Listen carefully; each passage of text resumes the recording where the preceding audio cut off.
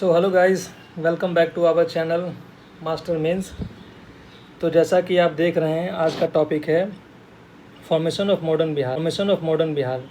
तो जो बीपीएससी 71 है, उसका मेंस के लिए ये बहुत ही इम्पॉर्टेंट टॉपिक है, क्योंकि बीपीएससी हर साल अल्टरनेट ईयर में ये टॉपिक पूछता ही पूछता है। तो चलिए आज इसको हम एक ही बार में इस तरह से ख़त्म कर लें ताकि दिमाग में भी हमेशा रहे ये, और जब भी आप पेपर देने जाएं तो यही स्ट्रक्चर, यही चीज़ें सब याद करके जाना है और यही वहाँ पर लिखना है।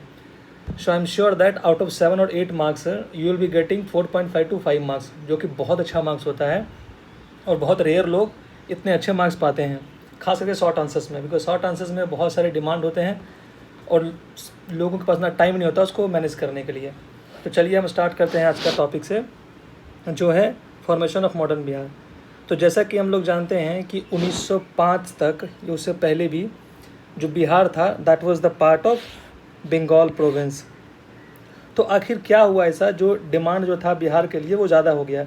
सो सबसे इम्पॉर्टेंट फैक्टर था स्वदेशी मूवमेंट, जिसने बिहार के डिमांड को एक अलग लेवल पर पहुंचा दिया। तो आपको इंट्रोडक्शन देना है, ये लिखना है कि क्यों डिमांड जो था उसका बढ़ा था। और अगर बड़े वाले क्वेश्चन में आए तो आपको ये ध्यान देना है कि इसके अलग अलग रीजंस भी लिखने हैं, और वो खुद ही स्पेसिफाई कर देगा कि क्या कॉजेज़ थे उसके फॉर्मेशन के। तो 1905 जो स्वदेशी मूवमेंट हुआ, उसके बाद जो डिमांड था बिहार का वो एक्सेलरेट कर गया, और जो प्रोमिनेंट लीडर्स थे उसमें टेक पार्ट करने वाले वो थे हसन इमाम, महेश नारायण, मजहरुल हक, अली इमाम एंड सच्चिदानंद सिन्हा, और भी छोटे छोटे लीडर्स थे। तो अब हम देखते हैं कि इसका प्रोग्रेस कैसे हुआ था। सबसे पहले डिमांड किसने रेज किया था और कल्मिनेशन कब हुआ था। तो the first time in 1884 the Bihar times एक न्यूज़पेपर था जिसने डिमांड रेज किया था सेपरेट बिहार के लिए। उसके बाद उसके जो जर्नलिस्ट थे वो थे Mahesh Narayan ji. After that in 1906 a booklet was published. किसने पब्लिश किया था? सच्चिदानंद सिन्हा जी ने एंड महेश नारायण जी ने। उसमें क्या मेंशन किया था उन्होंने बोला था कि बिहार को एक सेपरेट स्टेट का दर्जा मिलना चाहिए। ठीक है। उसके बाद राजेंद्र प्रसाद जी ने, जो कि कोलकाता में द बिहार क्लब के सेक्रेटरी थे, उन्होंने एक रैली ऑर्गेनाइज किया स्टूडेंट के सपोर्ट से, और उसमें भी उन्होंने डिमांड किया कि बिहार को एक सेपरेट स्टेट का दर्जा मिलना चाहिए। उसके बाद 1908 में मोहम्मद फ़खरुद्दीन ने म्यूट किया आइडिया कि एक रीजनल कॉन्फ्रेंस हो रहा था, उनने रीजनल कॉन्फ्रेंस ऑर्गेनाइज़ किया, और रीजनल कॉन्फ्रेंस ऑर्गेनाइज़ करके उन्होंने सबसे पूछा कि हम लोग बिहार के लिए एक सेपरेट स्टेट का डिमांड रखते हैं। एक रेजोल्यूशन रखा और उसको एनोनिमसली लोगों ने एक्सेप्ट कर लिया। और उसके बाद जैसा कि हम लोग जानते हैं कि स्वदेशी मूवमेंट के बाद जब दिल्ली दरबार लगा तो उसमें एक डिसीज़न ये भी था, जो कि 1911-12 दिसंबर को जो किंग थे जॉर्ज पंचम और वाइसराय उस समय के थे लॉर्ड हार्डिंग, उनके प्रेजेंस में एक ये रेजोल्यूशन पास किया गया कि बिहार को एक सेपरेट स्टेट का दर्जा मिला जाए, और वो इफेक्ट में कब आया तो 1 अप्रैल 1912 में। और उसी के जस्ट 4 साल बाद पटना हाईकोर्ट का स्थापना हुआ, और 1917 में पटना यूनिवर्सिटी का स्टैब्लिशमेंट हुआ। इसके कारण से क्या हो रहा था कि एडमिनिस्ट्रेटिव प्रॉब्लम्स आ रहे थे, जैसे कि जो अभी से सेपरेट हुआ था 1912 में, उसमें जो बिहार था उससे बिहार जो था उसमें उड़ीसा भी इंक्लूडेड था। तो अब इमेजिन करिए कि बिहार और उड़ीसा, उड़ीसा से लोगों को जाना पड़ता था कहाँ? बिहार हाई कोर्ट या अदर एडमिनिस्ट्रेटिव वर्क के लिए, और इन लोगों की अपनी लैंग्वेज एफिनिटी भी थी, दोनों की, बिहार की भी और उड़ीसा की भी।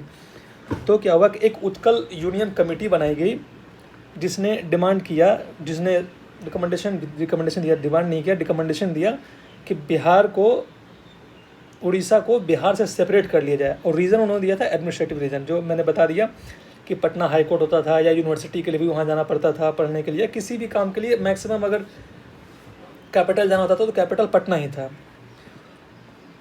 अब जब आज़ादी हो गई 1947 में, तो कुछ रीज़न थे जो कि थे खोरशवा एंड सरायकेला जो बिहार में थे, उसको ट्रांसफ़र कर दिया गया उड़ीसा को बैक।